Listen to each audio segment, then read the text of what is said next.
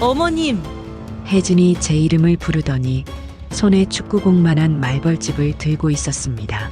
저는 깜짝 놀라며 소리쳤어요. 뭐 하는 거야, 혜진아? 하지만 혜진은 차가운 미소를 지으며 말했습니다.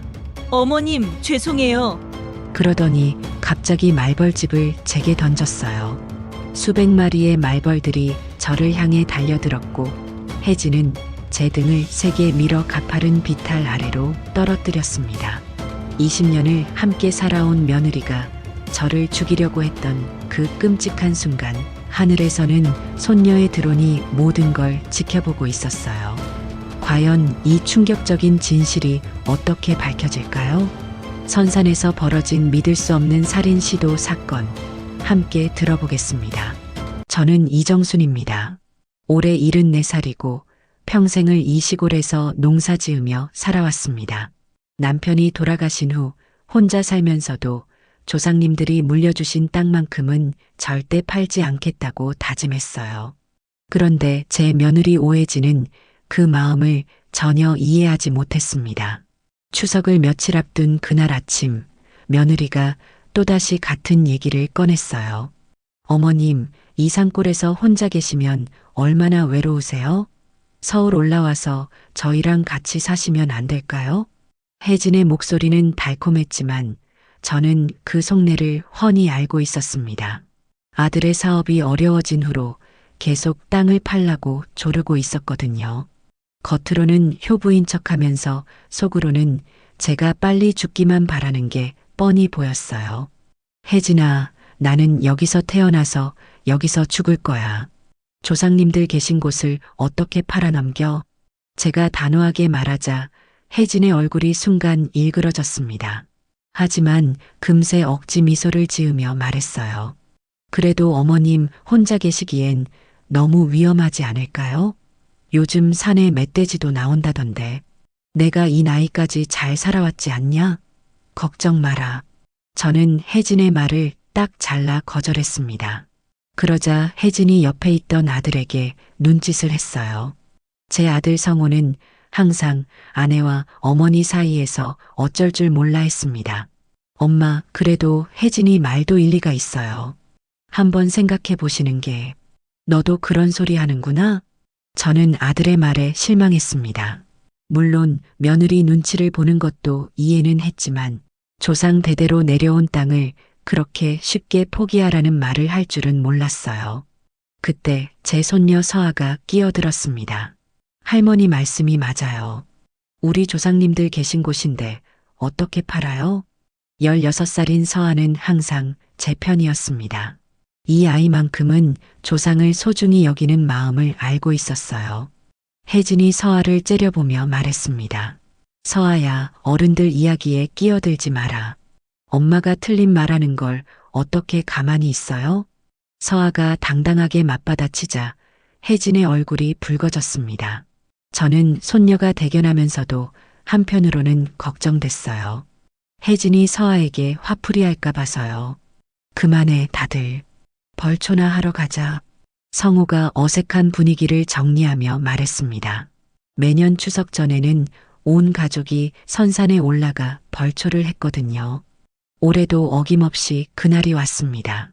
차 안에서도 분위기는 어색했습니다. 혜진은 창밖만 바라보며 입을 다물고 있었고 성우는 운전에만 집중하는 척했어요.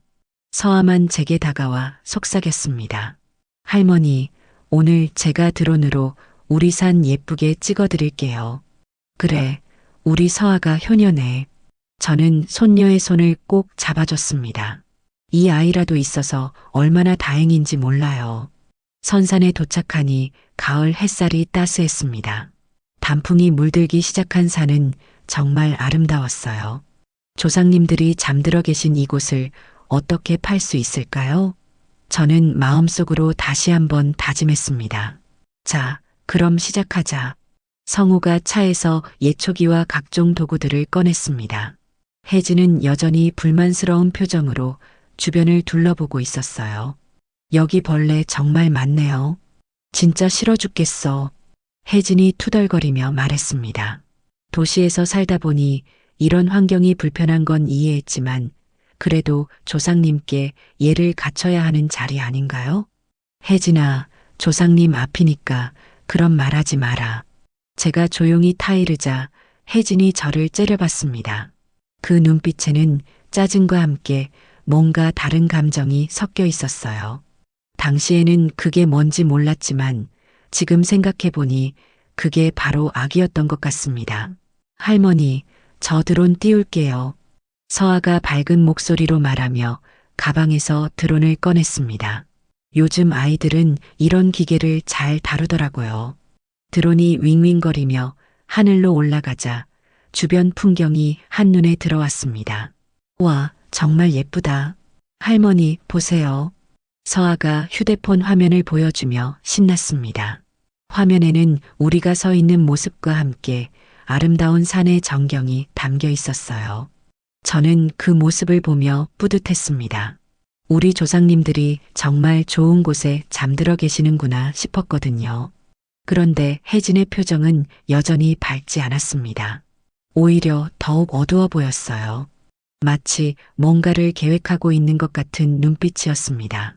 저는 그때 왠지 모를 불안감을 느꼈어요. 자, 이제 진짜 시작해볼까? 성우가 예초기를 시동 걸며 말했습니다. 기계 소리가 산속에 울려 퍼지자 새들이 놀라 날아올랐어요. 저희는 각자 맡은 일을 시작했습니다. 벌초가 시작되자 저는 조상님들 묘 앞에서 정성스럽게 절을 올렸습니다. 매년 이맘때면 마음이 숙연해지거든요. 조상님들, 올해도 무사히 찾아뵙습니다. 우리 가족 모두 건강하게 지켜주세요. 제가 마음속으로 기도하는 동안 서아는 드론을 능숙하게 조종하고 있었어요. 아이가 휴대폰 화면을 보며 연신 감탄사를 내뱉었습니다. 할머니, 위에서 보니까 우리 산이 정말 넓어요. 이렇게 아름다운 곳을 왜 팔라고 하는지 모르겠어요. 서아의 말에 저는 흐뭇했습니다. 이 아이만큼은 제 마음을 이해해 주니까요. 반면에 혜진은 서아의 말을 듣고 얼굴을 찌푸렸어요. 서아야, 드론 조심해서 날려. 떨어뜨리면 어떻게 할 거야? 걱정 마요, 엄마. 저 이거 잘해요. 서아가 자신 있게 대답했지만 혜진은 여전히 못마땅한 표정이었습니다. 사실 혜진은 서아가 드론 촬영하는 걸 별로 좋아하지 않았어요. 돈 낭비라고 생각했거든요. 성우는 예초기로 무덤 주변의 잡초를 정리하고 있었습니다. 기계 소리가 시끄러워서 대화하기 어려웠지만 그래도 가족이 함께 조상님을 모시는 모습이 보기 좋았어요. 혜진아, 너도 이쪽 와서 좀 도와줘. 성우가 혜진을 불렀지만 혜진은 대답 대신 한 걸음 한 걸음 산 위쪽으로 올라가고 있었습니다. 처음에는 그냥 산책하는 줄 알았어요. 어디 가는 거야? 제가 물어보자 혜진이 돌아보며 말했습니다. 잠깐만요. 저쪽에 뭔가 있는 것 같아서요. 혜진의 목소리에는 묘한 긴장감이 섞여 있었습니다. 드론이 혜진을 따라가며 위에서 촬영하고 있었습니다. 서아가 화면을 보며 말했습니다. 엄마 뭐 하는 거예요? 갑자기 저쪽으로 가네. 글쎄, 뭔가 본 게 있나 보지. 저도 궁금해서 혜진이 가는 방향을 바라봤습니다. 그쪽은 평소에 잘 가지 않는 곳이었어요. 나무들이 우거져 있고 경사가 꽤 가파른 곳이거든요. 그때 혜진이 갑자기 멈춰 섰습니다. 그리고는 위를 올려다보며 뭔가를 발견한 듯 했어요. 저는 멀리서 봐서 정확히 뭘 보는지 알 수 없었지만 혜진의 표정이 순간 변하는 걸 느꼈습니다. 어머님, 이것 좀 보세요. 혜진이 저를 부르는 소리가 들렸습니다. 목소리에 뭔가 이상한 흥분이 섞여 있었어요. 저는 성우에게 말했습니다. 잠깐 저쪽 가봐야겠다. 조심하세요, 엄마. 그쪽은 경사가 가파라요. 성우가 걱정스럽게 말했지만 저는 혜진이 뭘 발견했는지 궁금했습니다. 천천히 그쪽으로 걸어가는데 서아도 따라오려고 했어요. 서아야, 너는 여기서 드론이나 잘 보고 있어. 네, 할머니. 조심하세요. 서아가 걱정스럽게 말했습니다. 드론이 저를 따라가며 위에서 촬영하고 있었어요. 혜진이 있는 곳에 가까워지자 무언가 윙윙거리는 소리가 들렸습니다. 처음에는 드론 소리인 줄 알았는데 가까이 가보니 그게 아니었어요. 어머님, 저기 보세요. 혜진이 손가락으로 가리키는 곳을 보니 나뭇가지에 큰 덩어리가 매달려 있었습니다. 축구공만 한 크기의 회색빛 덩어리였어요. 그 주변으로 벌들이 계속 날아다니고 있었습니다. 저거 말벌집이네. 저는 중얼거렸습니다. 시골에서 평생 살다 보니 말벌집쯤은 흔히 볼 수 있었거든요. 하지만 이렇게 큰 건 오랜만에 보는 것 같았어요. 정말 크네요. 무섭게 생겼어요. 혜진이 말했지만 이상하게도 그 표정에는 무서워하는 기색이 전혀 없었습니다. 오히려 뭔가를 계산하고 있는 것 같은 눈빛이었어요. 혜진아, 위험하니까 가까이 가지 마라. 말벌은 사람이 건드리면 공격적으로 변해. 제가 주의를 주었지만 혜진은 계속 그 말벌집을 빤히 바라보고 있었습니다. 마치 무언가 중요한 걸 발견한 것처럼요. 그런데 어머님, 이 말벌집 때문에 벌초할 때 위험할 것 같은데요? 혜진이 갑자기 그런 말을 했습니다. 저는 고개를 저었어요. 아니야. 저기서 여기까지 거리도 있고 우리가 건드리지만 않으면 괜찮아. 말벌들도 먼저 공격하지는 않거든. 그래도 혹시 모르잖아요. 성우 오빠나 서아가 다칠 수도 있고. 걱정 마라. 우리가 안 건드리면 아무 문제 없어. 저는 혜진을 안심시키려고 말했습니다. 그런데 혜진의 표정을 보니 전혀 안심하는 것 같지 않았어요. 오히려 더 복잡한 표정을 짓고 있었습니다. 그때 멀리서 성우가 부르는 소리가 들렸습니다. 거기서 뭐 하세요? 빨리 와서 도와주세요. 가자, 혜진아. 저는 혜진에게 말했지만 혜진은 여전히 말벌집을 바라보고 있었어요. 그 눈빛이 왠지 섬뜩했습니다. 혜진아, 가야지. 제가 다시 말하자 혜진이 마지못해 고개를 끄덕였습니다. 네, 가요. 하지만 돌아서면서도 계속 뒤를 돌아보며 말벌집을 확인하고 있었어요. 돌아가는 길에 혜진이 갑자기 말했습니다. 어머님, 나중에 저쪽 풀도 좀 정리해야겠어요. 왜? 거기까지 할 필요 없어. 그래도 깔끔하게 해놔야 조상님들이 좋아하시지 않을까요? 혜진의 말은 그럴듯했지만 왠지 모르게 불안한 기분이 들었습니다. 평소에 벌초를 귀찮아하던 혜진이 갑자기 그런 말을 하니까요. 우리가 돌아오자 서아가 달려왔습니다. 할머니, 엄마, 뭐하고 오셨어요? 말벌집이 하나 있더라. 제가 대답하자 서아가 놀란 표정을 지었습니다. 말벌집이요? 위험하지 않아요? 멀리 있으니까 괜찮아. 걱정 마라. 저는 서아를 안심시켰지만 혜진은 여전히 그쪽을 힐끔힐끔 바라보고 있었어요. 그 모습이 왠지 불길하게 느껴졌습니다. 어머님, 손으로 하시면 힘드시잖아요. 성우가 다가와서 말했습니다. 괜찮다. 이게 마음이 편해. 저는 계속 풀을 뽑으며 대답했어요. 그런데 혜진이 갑자기 제게 다가왔습니다. 어머님, 저쪽 비탈 쪽에 칡넝쿨이 너무 많은 것 같은데요. 혜진이 말벌집이 있던 그쪽 방향을 가리키며 말했습니다. 저는 고개를 들어 그쪽을 바라봤어요. 저쪽까지 할 필요 없어. 거기는 조상님 묘에서 멀리 떨어져 있잖아. 그래도 전체적으로 깔끔하게 해놓는 게 좋을 것 같아요. 내년에 오면 더 무성해져 있을 거예요. 혜진아, 내가 웬일로 그런 말을 하니? 제가 의아해하며 물어보자 혜진이 어색하게 웃었습니다. 아, 그냥요. 한번 하는 김에 제대로 하면 좋잖아요. 그 웃음이 왠지 부자연스러웠습니다. 하지만 저는 며느리가 마음을 바꿔먹은 건가 싶어서 나쁘지 않다고 생각했어요. 그럼 성우가 예초기로 해주면 되지. 제가 말하자 혜진이 재빨리 대답했습니다. 아니에요. 예초기로는 안 될 것 같아요. 칡넝쿨이 너무 얽혀 있어서 손으로 걷어내야 할 것 같은데요. 그럼 우리 다 같이 가서 하자. 성우가 말했지만 혜진이 고개를 저었어요. 아니에요. 너무 많은 사람이 가면 오히려 불편할 것 같아요. 어머님이랑 저랑 둘이서 하면 될 것 같은데요. 혜진의 제안에 저는 잠깐 망설였습니다. 그쪽은 경사가 가파르고 말벌집도 있는 곳이었거든요. 하지만 며느리가 이렇게 적극적으로 나서는데 거절하기도 그랬어요. 그래, 그럼 우리 둘이 가보자. 제가 동의하자 혜진의 눈에 순간 이상한 빛이 스쳤습니다. 할머니, 위험하지 않을까요? 그쪽은 경사도 가파르고 서아가 걱정스럽게 말했습니다. 이 아이는 정말 저를 많이 걱정해줬어요. 괜찮아, 서아야. 할머니가 조심할게. 저는 손녀를 안심시키며 말했습니다. 그럼 저도 같이 갈게요. 서아가 따라오려고 하자 혜진이 막았어요. 서아야, 너는 여기서 아빠 도와줘. 우리 금방 올게. 하지만 괜찮다, 서아야. 엄마 말이 맞아. 너는 여기 있어. 저도 서아를 말렸습니다. 혹시 위험할 수도 있는 곳에 어린아이를 데려갈 수는 없었거든요. 서아는 아쉬워하며 드론을 다시 띄웠어요. 그럼 드론으로라도 지켜볼게요.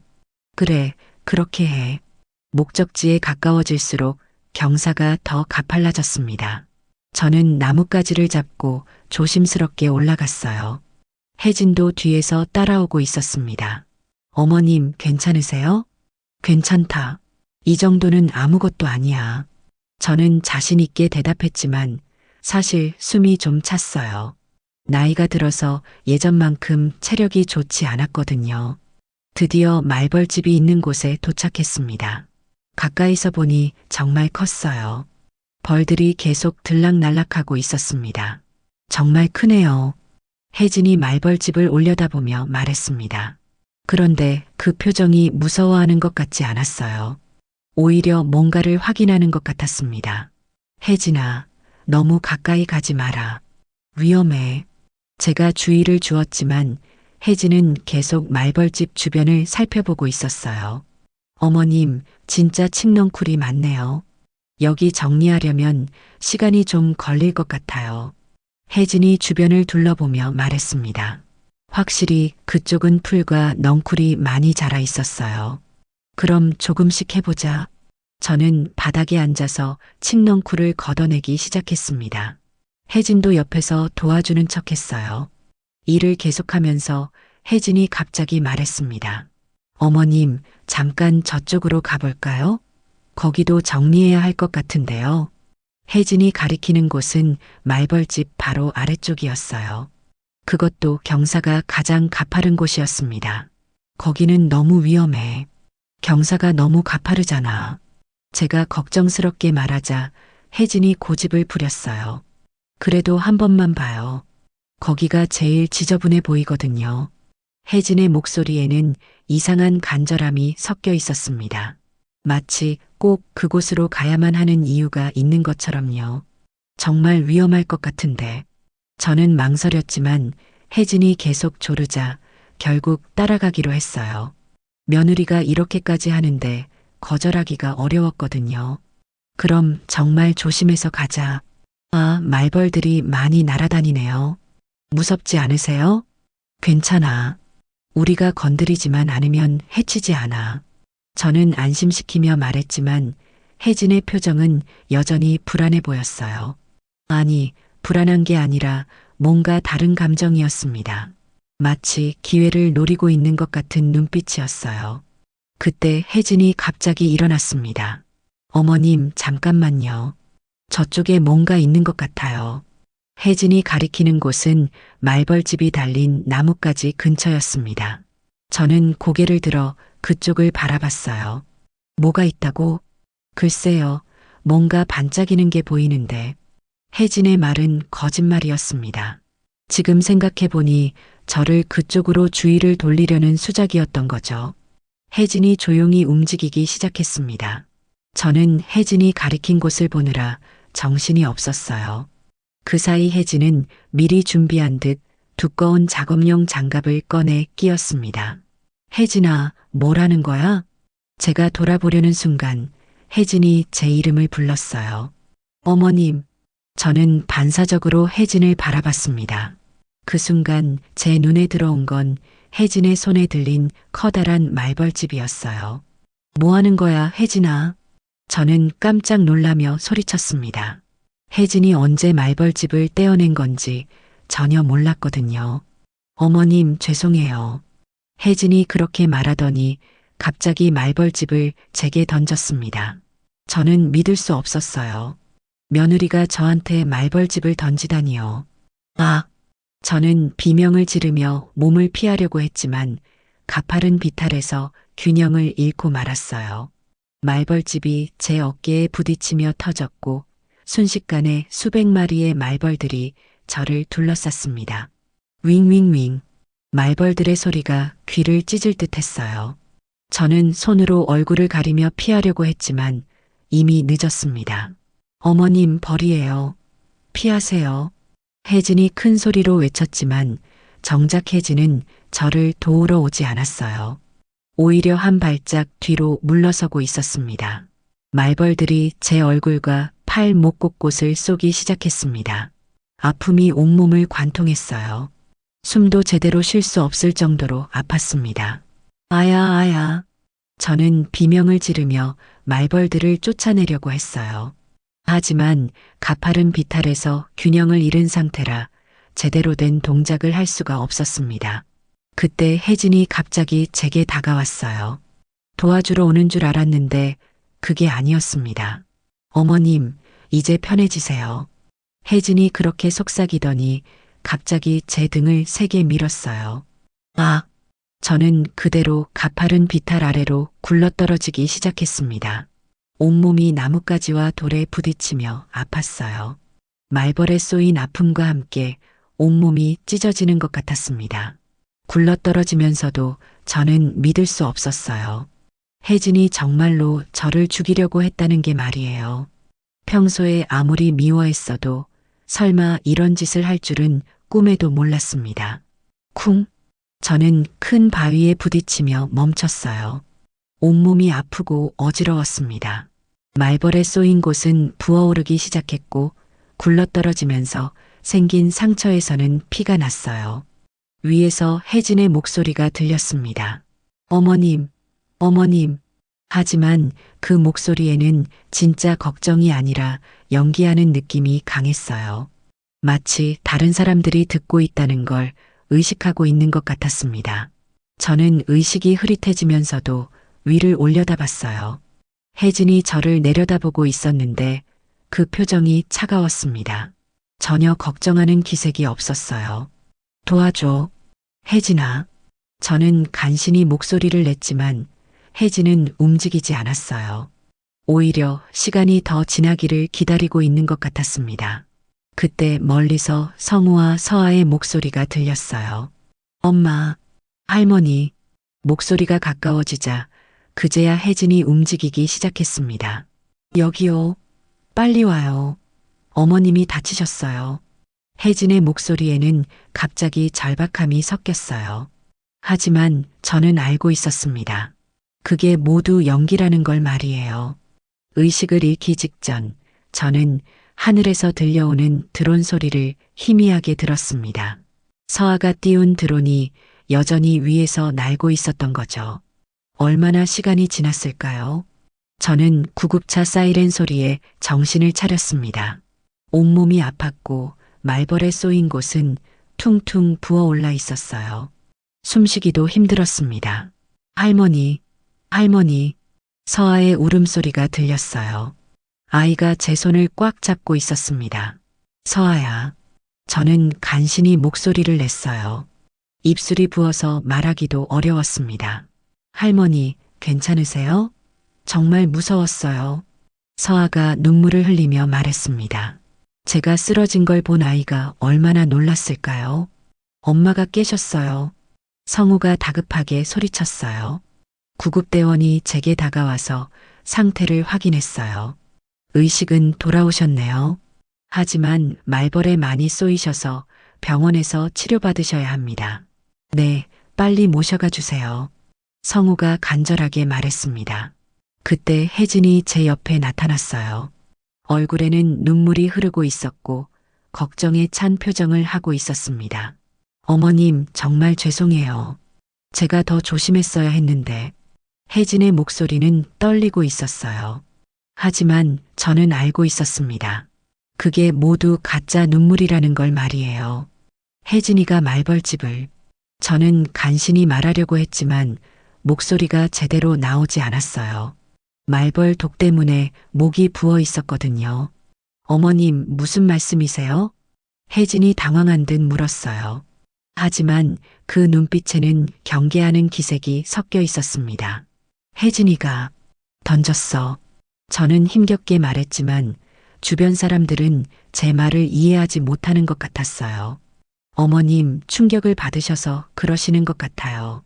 혜진이가 어머님을 구하려다가 자기도 벌에 쏘였잖아요. 성우가 혜진을 감싸며 말했습니다. 정말로 혜진의 팔에는 벌에 쏘인 자국이 몇 개 있었어요. 하지만 저만큼 심하지는 않았습니다. 그래요, 어머님. 제가 말벌집을 실수로 건드려서 이런 일이 생겼어요. 정말 죄송해요. 혜진이 울먹이며 말했어요. 그 연기가 너무 완벽해서 저조차도 잠깐 의심했을 정도였습니다. 구급차 안에서 병원으로 가는 동안 저는 계속 생각했어요. 어떻게 하면 이 진실을 사람들에게 알릴 수 있을까? 하지만 제 상태로는 제대로 말하기도 어려웠습니다.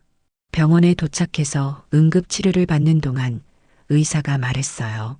말벌 독 때문에 알레르기 반응이 심하게 나타났네요. 다행히 생명에는 지장이 없지만 며칠은 입원하셔야 할 것 같습니다. 감사합니다, 선생님. 성우가 고마워하며 말했어요. 그때 서아가 제게 다가왔습니다. 할머니, 정말 다행이에요. 드론으로 봤는데 정말 무서웠어요. 서아의 말에 저는 깜짝 놀랐어요. 드론으로 봤다고? 네, 할머니랑 엄마가 올라가실 때부터 계속 찍고 있었거든요. 서아의 말에 혜진의 얼굴이 순간 굳었습니다. 하지만 금세 표정을 바꿨어요. 서아야, 그 영상 지워야겠다. 할머니가 다치시는 모습이 담겨 있으면 나중에 보기 안 좋잖아. 혜진이 서둘러 말했어요. 목소리에 약간의 초조함이 섞여 있었습니다. 서아야. 저는 손녀를 불렀어요. 네, 할머니. 그 영상 잘 보관해둬. 제가 간신히 말하자 서아가 고개를 끄덕였어요. 네, 할머니. 잘 보관할게요. 혜진의 얼굴이 더욱 어두워졌습니다. 하지만 다른 사람들이 보는 앞에서는 아무 말도 할 수 없었어요. 그날 밤 병실에서 저는 혼자 생각에 잠겼습니다. 혜진이 정말로 저를 죽이려고 했다는 게 믿어지지 않았어요. 아무리 미워해도 그렇지 어떻게 그런 끔찍한 짓을 할 수 있을까요? 하지만 분명한 건 혜진이 의도적으로 말벌집을 던졌다는 거였어요. 그리고 저를 비탈 아래로 밀어뜨렸다는 것도 말이죠. 다음 날 아침 서아가 병문안을 왔어요.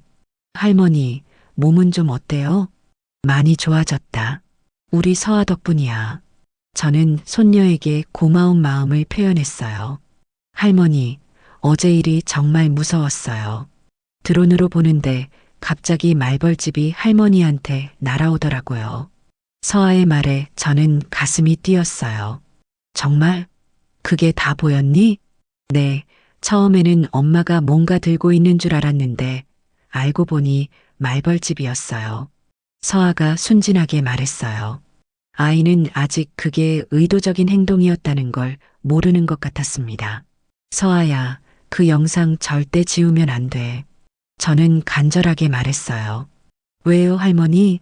나중에 필요할 수도 있어. 제가 말하자 서아가 고개를 끄덕였어요. 네, 할머니.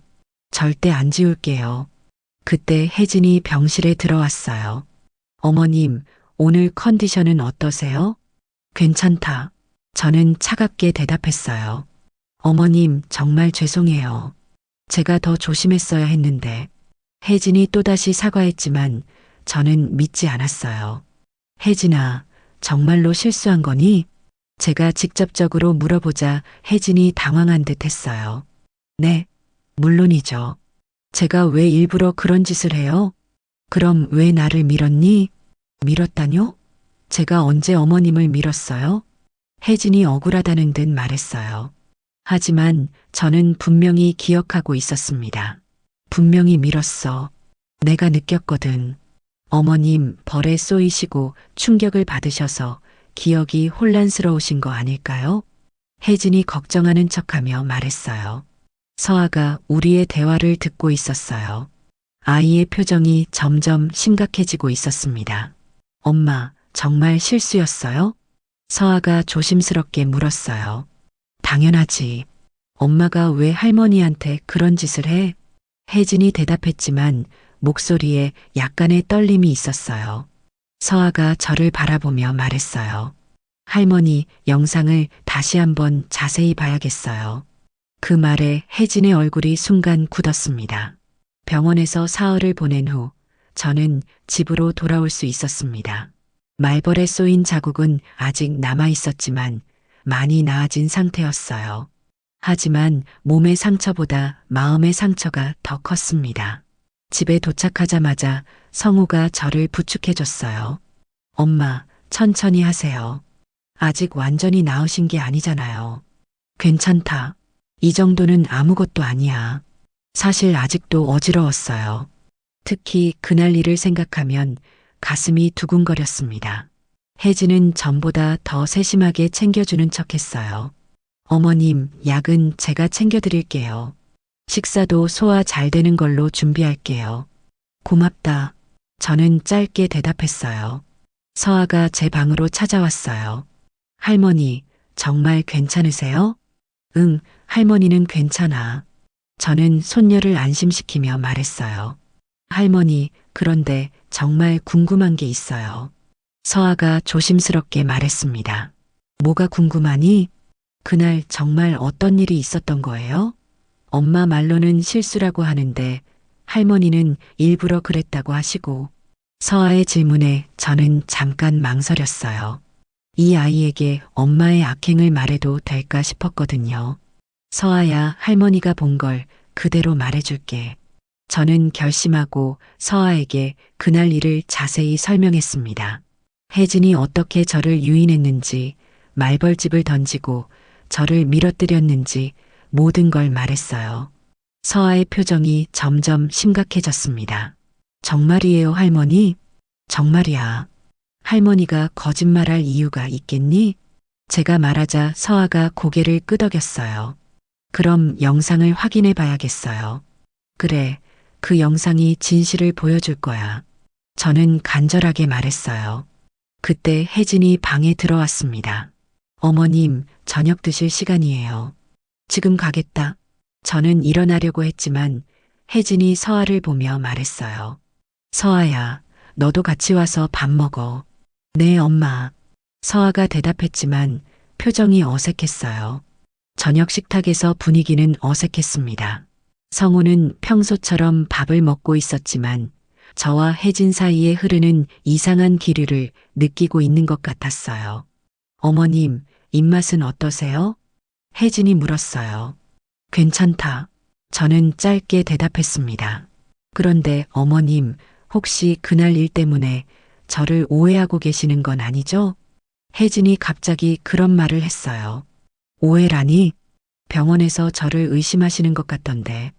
혜진의 말에 성우가 젓가락을 멈췄어요. 엄마, 무슨 의심이요? 성우가 궁금해하며 물었습니다. 저는 잠깐 망설였다가 말했어요. 성우야, 그날 혜진이가 나한테 말벌집을 던지고 비탈로 밀었어. 뭐라고요? 성우가 깜짝 놀라며 소리쳤어요. 어머님, 그런 말씀하시면 안 돼요. 혜진이 억울하다는 듯 말했어요. 제가 왜 어머님한테 그런 짓을 해요? 말도 안 되잖아요. 나는 분명히 봤어. 내가 말벌집을 던지고 나를 밀었다고. 제가 단호하게 말하자 혜진이 눈물을 흘리기 시작했어요. 어머님, 저 정말 억울해요. 어머님을 구하려다가 저도 벌에 쏘였는데 어떻게 그런 말씀을 하세요? 혜진의 연기는 정말 완벽했어요. 진짜로 억울해하는 것 같았거든요. 성우가 당황하며 말했어요. 엄마, 혜진이가 왜 그런 짓을 해요? 말이 안 되잖아요. 성우야, 내가 모르는 게 있어. 혜진이는 제가 말하려고 하자 혜진이 끼어들었어요. 어머님이 충격을 받으셔서 기억이 혼란스러우신 것 같아요. 의사 선생님도 그럴 수 있다고 하셨잖아요. 내 기억은 정확해. 저는 화를 내며 말했어요. 서아가 조용히 말했어요. 아빠, 엄마 영상을 보면 되잖아요. 그 말에 혜진의 얼굴이 굳었어요. 서아야, 그런 영상은 보지 않는 게 좋겠어. 혜진이 재빨리 말했어요. 왜요? 진실을 확인할 수 있잖아요.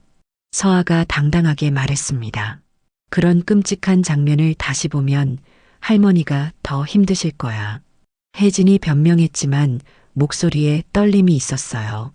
성우가 말했어요. 서아야, 영상 한번 보자. 안 돼요. 혜진이 갑자기 소리쳤어요. 그러고는 당황한 듯 말을 바꿨어요. 아니, 그냥 가족끼리 이런 일로 의심하는 건 좋지 않을 것 같아서요. 하지만 이미 늦었어요. 혜진의 반응이 너무 과격했거든요. 혜진아, 내가 왜 그렇게 반대하니? 성우가 의심스럽게 물었어요. 그냥 보기 싫어서요.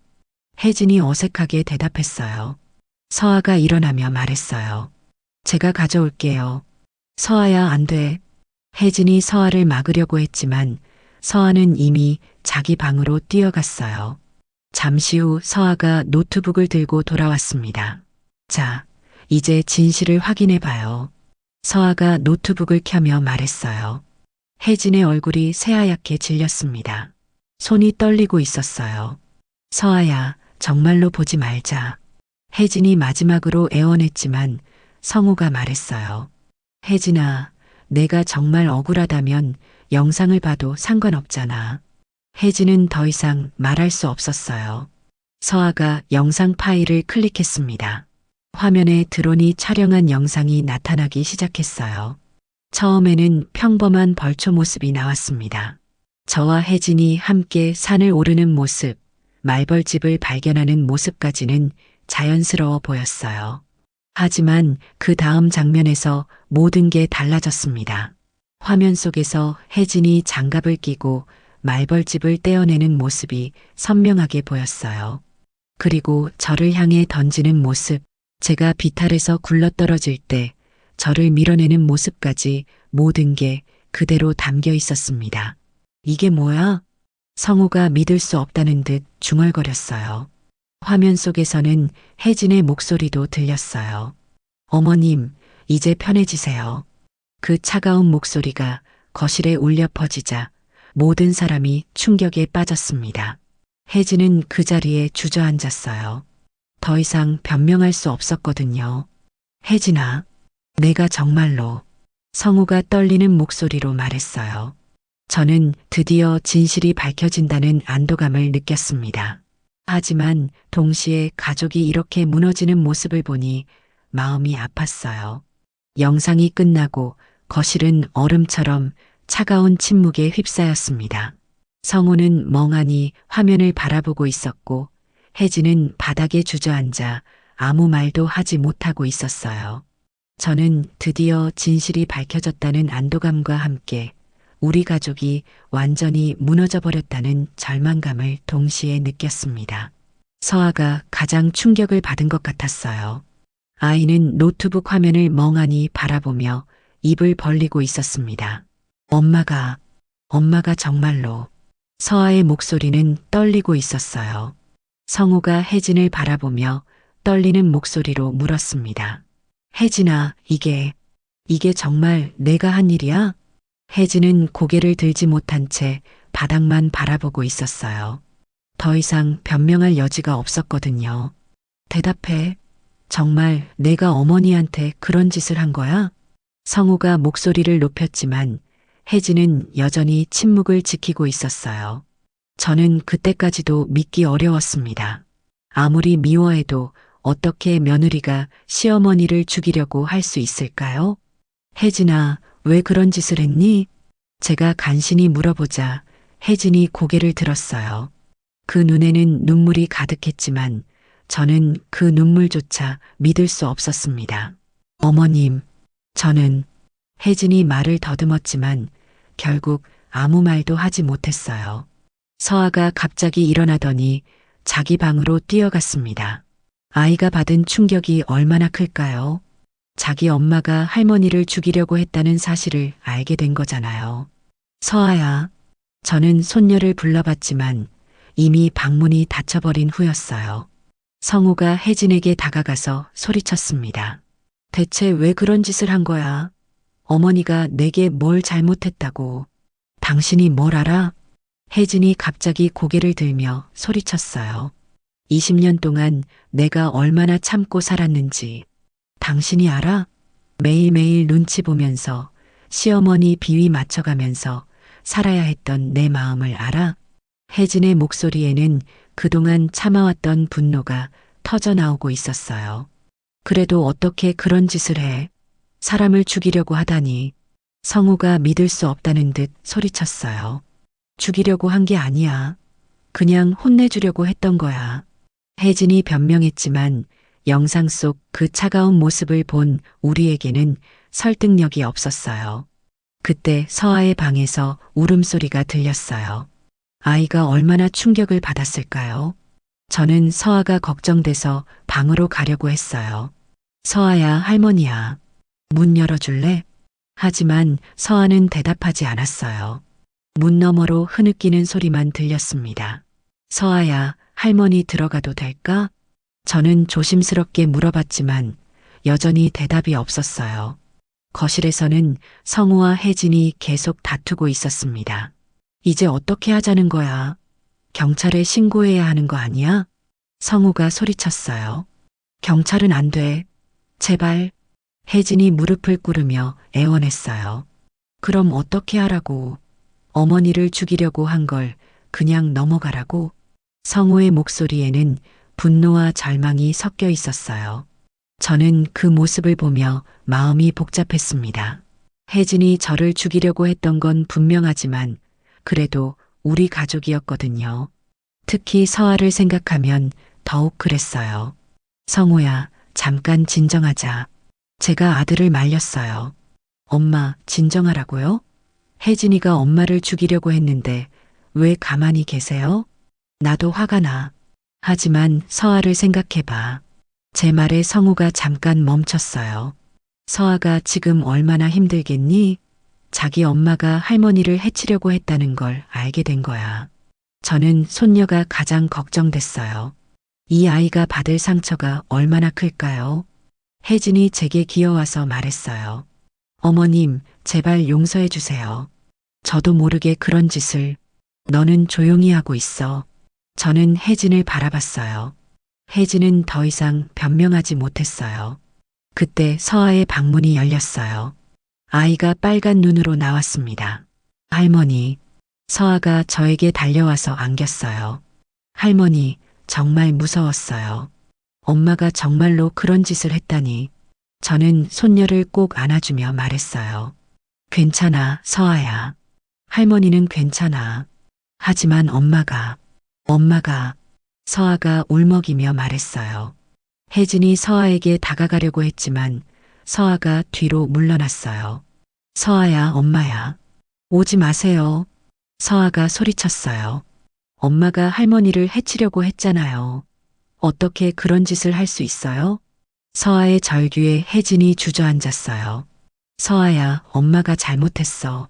정말 잘못했어. 잘못했다고 끝나는 거예요? 할머니가 죽을 뻔했는데. 서아가 울면서 소리쳤어요. 저는 그 모습을 보며 가슴이 찢어지는 것 같았어요. 이 아이가 받을 상처를 생각하니 너무 안타까웠습니다. 서아야, 진정해. 할머니가 괜찮잖아. 제가 손녀를 달래려고 했지만 서아는 계속 울고 있었어요. 할머니, 이제 어떻게 해야 해요? 우리 가족이 이렇게 되면 어떡해요? 서아의 질문에 저는 대답할 수 없었어요. 정말로 이제 어떻게 해야 할지 모르겠었거든요. 성우가 혜진에게 말했어요. 혜진아, 너 정말로 어머니를 죽이려고 했던 거야? 아니야. 그냥 혼내주려고. 거짓말하지 마. 영상에서 뭐라고 했어? 이제 편해지세요라고 했잖아. 성우의 말에 혜진은 더 이상 변명하지 못했어요. 그날 밤은 정말 지옥 같았습니다. 아무도 잠을 이루지 못했어요. 서아는 제 방에서 함께 잤는데 밤새 울음을 그치지 않았습니다. 할머니, 우리 가족 이제 어떻게 되는 거예요? 서아가 어둠 속에서 물었어요. 모르겠다, 서아야. 할머니도 모르겠어. 저는 솔직하게 대답했어요. 정말로 앞으로 어떻게 해야 할지 막막했거든요. 엄마를 용서할 수 있을까요? 서아의 질문에 저는 한참을 생각했어요. 할머니도 모르겠다. 시간이 지나봐야 알 것 같아. 그날 밤 저는 많은 생각을 했어요. 혜진을 경찰에 신고해야 할까? 아니면 가족끼리 해결해야 할까? 하지만 무엇보다 서아가 걱정됐습니다. 이 아이가 받을 상처를 어떻게 치유해줘야 할까요? 그 끔찍한 밤이 지나고 며칠이 흘렀습니다. 집안 분위기는 최악이었어요. 성우는 혜진과 말도 하지 않았고 서아는 엄마를 피해 다녔습니다. 저는 그 모든 상황이 견디기 어려웠어요. 며칠이 흐를수록 집은 더 차가워졌습니다. 저는 숨을 고르며 버텼죠. 그날 오후 마을 이장님이 찾아오셨고 아들이 조용히 사실을 꺼냈습니다. 며느리가 벌초 자리에서 저를 해치려 했다고요.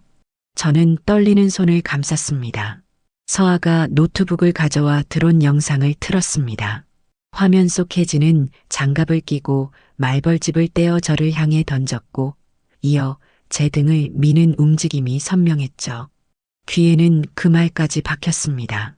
이제 편해지세요. 이장님이 분을 삼키며 경찰에 신고하자고 했습니다. 저는 잠시 눈을 감았다가 고개를 끄덕였죠. 가족이라고 덮을 일이 아니었습니다. 혜진은 제발 한 번만 용서해달라며 매달렸지만 이미 넘어설 선을 넘은 뒤였습니다. 경찰이 도착해 영상을 확인하더니 살인미수라 했습니다. 수갑이 채워지자 서아가 울며 엄마를 불렀고 저는 아이를 품에 안아 진정시켰습니다.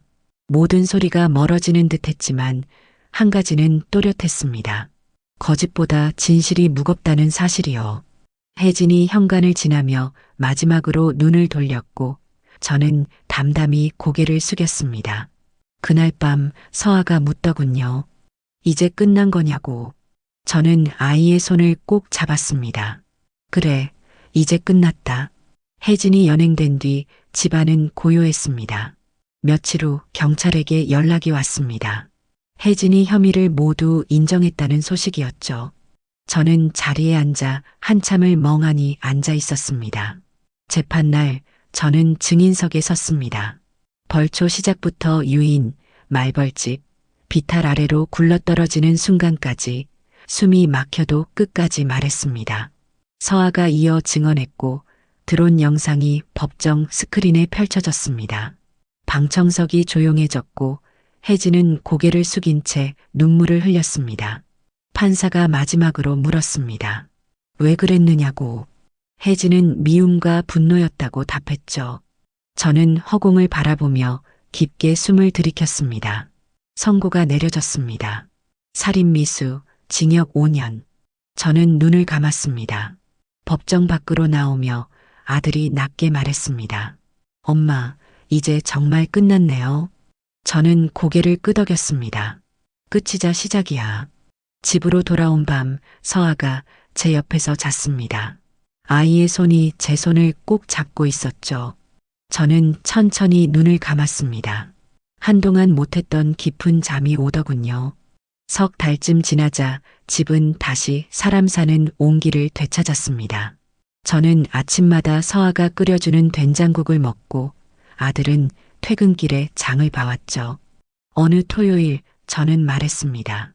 선산에 가보자. 서아가 잠시 제 눈을 살피더니 환하게 웃었습니다. 저희 셋은 산길을 올랐고 바람은 차분히 땀을 식혀줬습니다. 묘 앞에서 저는 조용히 속삭였습니다. 늦게서야 바로 섰습니다. 지켜봐 주십시오. 서아는 드론을 띄워 산등성이를 훔쳤고 화면에는 맑은 하늘과 붉어진 숲이 펼쳐졌습니다. 아이가 말하더군요. 할머니, 예쁘게 남길게요.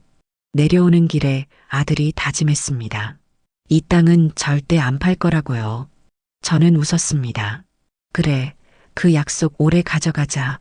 그날 밤 우편함에 혜진의 편지가 들어 있었습니다. 미안하다는 말, 다시는 그러지 않겠다는 다짐. 저는 편지를 접어 서랍에 넣었습니다. 용서는 마음이 결정할 때 비로소 완성되니까요. 창밖 별빛이 선명했습니다. 저는 생각했습니다. 결국 우리가 지킨 건 땅 한 조각이 아니라 마음의 자리였다고. 서아가 방문을 열고 들어와 제 옆에 누웠습니다. 할머니, 행복하죠? 저는 아이 이마를 쓰다듬었습니다. 그렇지, 많이. 내일은 김치를 담그자고 했더니 아이가 환하게 웃었습니다. 긴 겨울이 와도 우리는 버틸 겁니다. 뿌리가 있는 집은 쉽게 쓰러지지 않으니까요. 오늘의 사연 어떻게 들으셨나요? 오늘의 사연이 여러분의 마음을 밝히는 작은 등불이 되었다면 감상 한마디 댓글로 부탁드립니다. 좋아요와 구독을 해주시면 여러분의 삶 곳곳에 행복이 찾아올 것입니다. 귀한 시간 내주셔서 감사합니다.